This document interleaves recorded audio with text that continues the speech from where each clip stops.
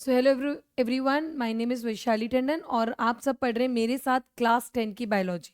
बच्चों, इसमें हमने चैप्टर नंबर 7 स्टार्ट किया था in the last class. That says how do organisms reproduce. Organisms कैसे रिप्रोड्यूस करते हैं। हमने पहले देखा कि रिप्रोडक्शन क्या है। हमने लास्ट क्लास में वो डिस्कस कर लिया कि भाई अपनी तरह के सेम तरह के ऑर्गेनिजम्स को प्रोड्यूस करना, ऑफस्प्रिंग्स बनाना या बेबीज बॉर्न करना, that is called as reproduction. फिर हमने ये भी देखा था कि रिप्रोडक्शन सर्वाइवल के लिए ज़रूरी नहीं है और ऊपर से उसको करने में बहुत सारी एनर्जी लग जाती है। तो एक ऑर्गेनिज्म रिप्रोड्यूस करता ही क्यों है? तो उसका आंसर क्या था? It ensures the continuity of the species on this planet और द अर्थ। फिर हमने ये भी देखा था कि क्या वो रिप्रोडक्शन से एग्जैक्ट ऑर्गेनिज्म बनाता है? तो आंसर वॉज नो। वो एग्जैक्ट तो नहीं बनाता but similar kind of organisms बनाता है। तो वो जो सिमिलर बना रहा है मतलब कुछ अलग है उसमें, and that is called variation. Now why this variation is important, we are going to look into that today. So the important of variations, हर हमें हर जगह पे बच्चों वेरिएशंस देखने को मिलते हैं. इनफैक्ट कभी भी दो टाइगर भी अगर तुम्हें दिखेंगे ना तो वो 100% सिमिलर नहीं है, although we can not find out the difference, but उनमें कुछ ना कुछ तो क्या होगा, अलग होगा. So the population of organisms lives in a well-defined places and we call them niche. Now this term is very important. तुम्हारे लिए ये टर्म नया भी है तो सब बहुत अच्छे से ध्यान रखेंगे. निश, ठीक है. निश क्या होता है?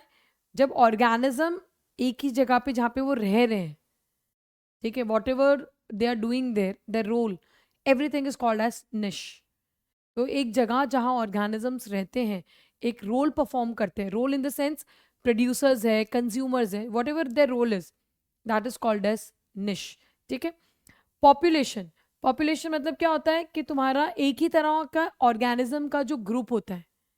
If I say there is 100 dogs together staying in an area, तो डॉग की पॉपुलेशन होगी.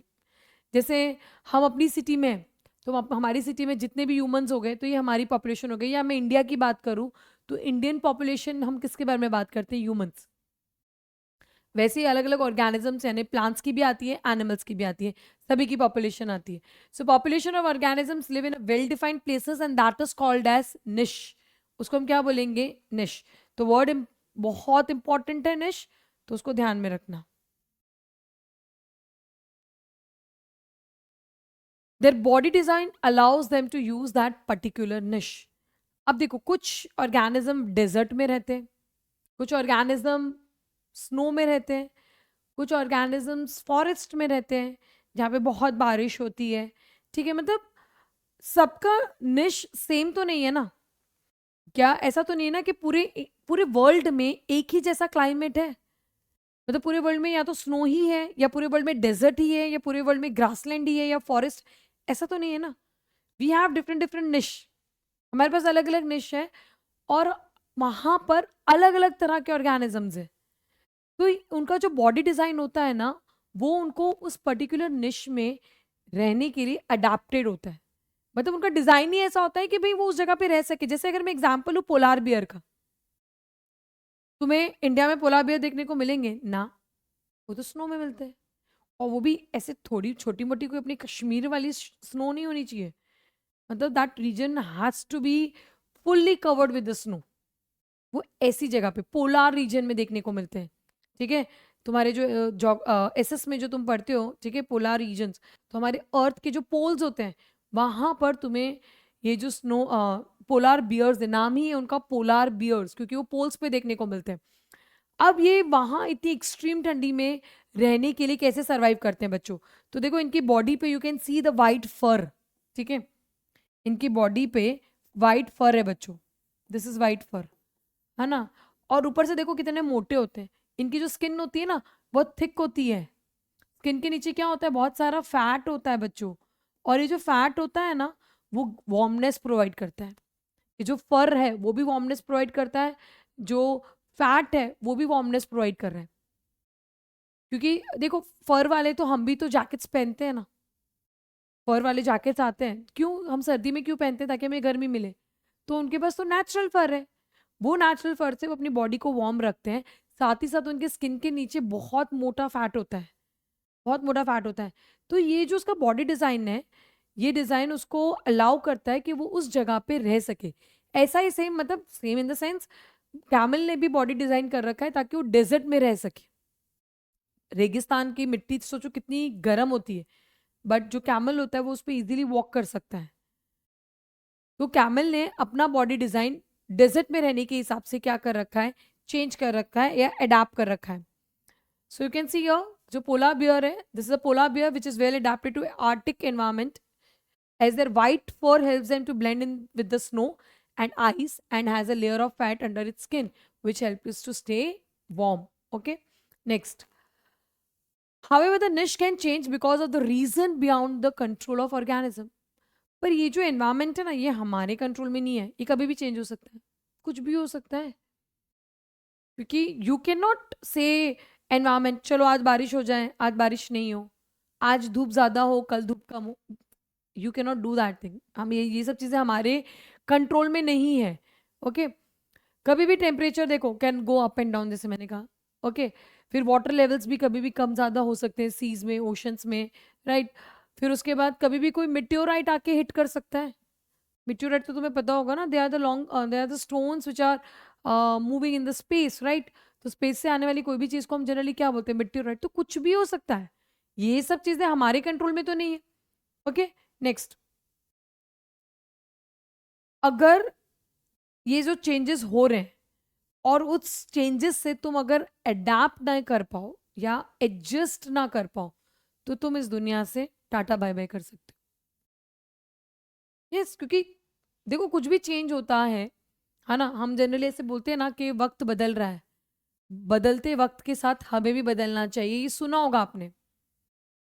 आपके में, आपके ग्रैंड पेरेंट्स में सोच का बहुत डिफरेंस होगा, आप में, आपके पेरेंट्स में आपकी थिंकिंग का बहुत डिफरेंस होगा। आपको कभी कभी लगता होगा कि हमारे पेरेंट्स की सोच ना हमसे मैच नहीं करती है, क्योंकि वक्त बदल रहा है बच्चों, एक जनरेशन पूरी चेंज हो गई है। तो उसमें काफी सारे चेंजेस आते हैं। तो तुम्हारे पेरेंट्स को भी कुछ चीज़ समझनी होगी, तुम्हें भी कुछ चीज़ समझनी होगी, तुम्हारे ग्रैंड पेरेंट्स को भी कुछ चीज़ें समझनी होगी। तो वैसे एज अ लिविंग ऑर्गेनिज्म जब ये एनवायरमेंट बदलता है तो हमें भी समझना है, हमें भी समझना है कि चेंज होता रहता है। और उस चेंजिंग एनवायरमेंट में हमें क्या होना होगा, चेंज।